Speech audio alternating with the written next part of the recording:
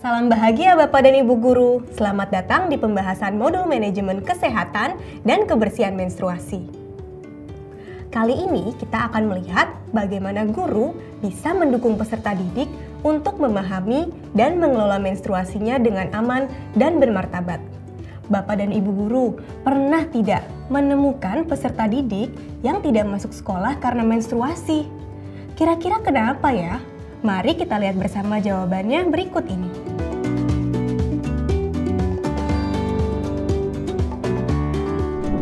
Takut tembus karena nggak nyaman ya. Saya juga merasa risih dan takut kotor saat menstruasi. Takut aja bocor, takut diolok-olok sama teman, apalagi sama laki-laki. Jika saya mengganti di sekolah, saya sering merasa tidak aman dikarenakan saya takut kurang bersih dan tidak terbuang dengan baik. Bapak dan Ibu Guru, kita sering kan mendengar alasan itu. Murid tidak masuk sekolah, salah satunya karena kurang informasi seputar menstruasi. Akibatnya, murid terjebak dalam mitos ataupun stigma negatif. Menurut survei demografi dan kesehatan Indonesia tahun 2017 lalu, 1 dari 5 anak perempuan tidak pernah berdiskusi dengan teman atau orang tua tentang menstruasi sebelum mendapatkan menstruasi pertama.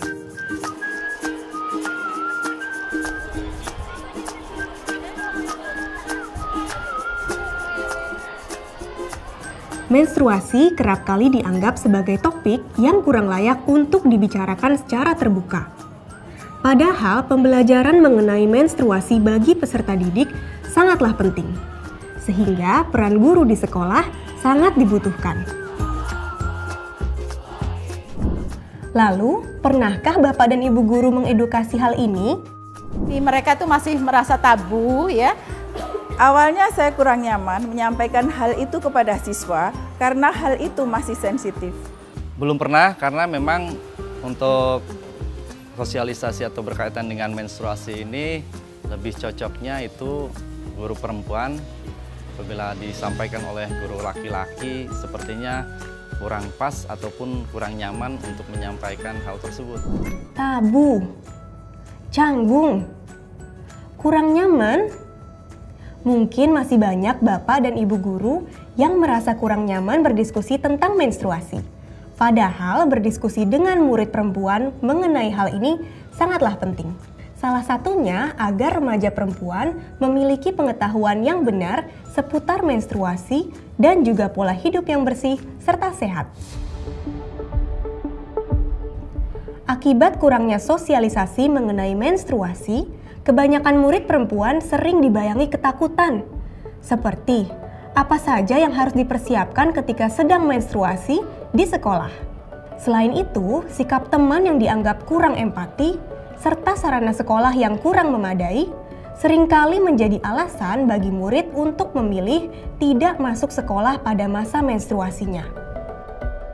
Permasalahan seperti ini membutuhkan peran serta guru untuk mensosialisasikan manajemen kebersihan dan kesehatan menstruasi atau MKM pada murid.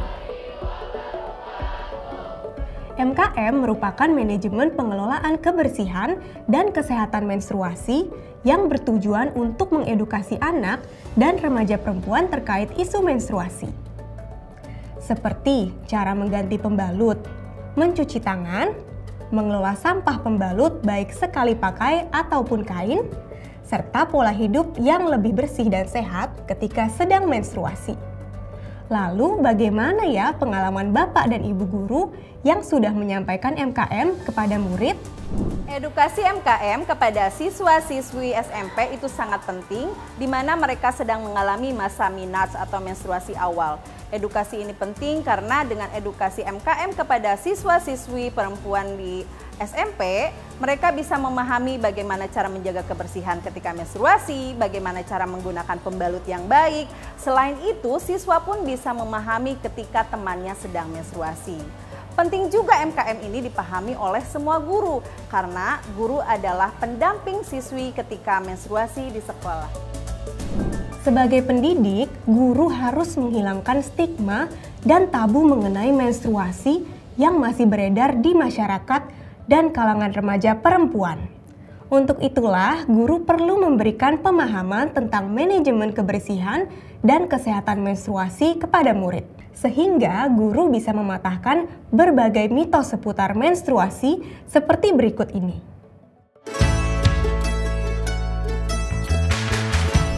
Saat menstruasi tidak boleh keramas. Mitos atau fakta ya? Jawabannya adalah mitos. Mengapa? Karena kebersihan tubuh justru harus dijaga agar segar dan membantu pencegahan infeksi. Lalu, mitos atau fakta ya? Ketika menstruasi tidak boleh makan daging. Jawabannya adalah mitos.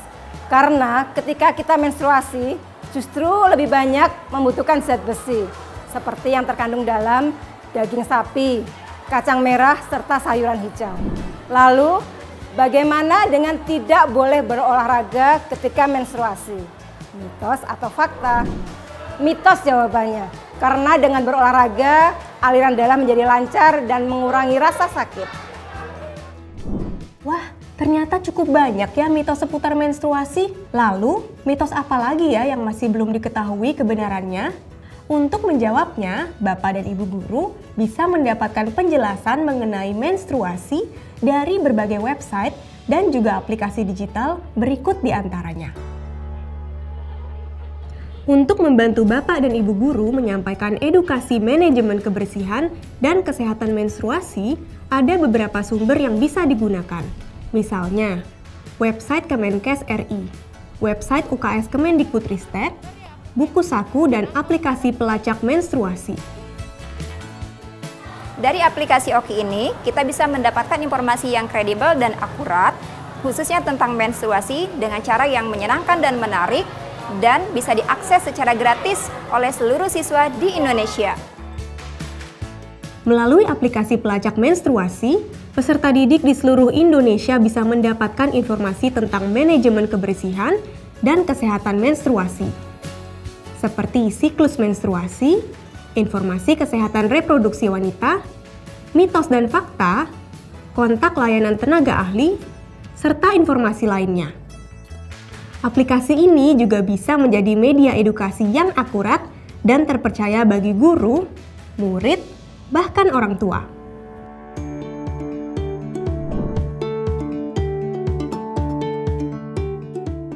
Jadi di informasi Bioki itu saya mendapatkan cara bagaimana teman perempuan saya nih kalau misalkan lagi menstruasi, saya harus bagaimana. Misalkan teman perempuan saya ini sedang dalam menstruasi terus memakai rok putih. Rok putih itu kan bakalan nembus, jadi saya bisa meminjam dulu atau mengambil dari UKS rok ganti dan dikasih ke teman perempuan itu. Tentang seputar haid dan persiapannya.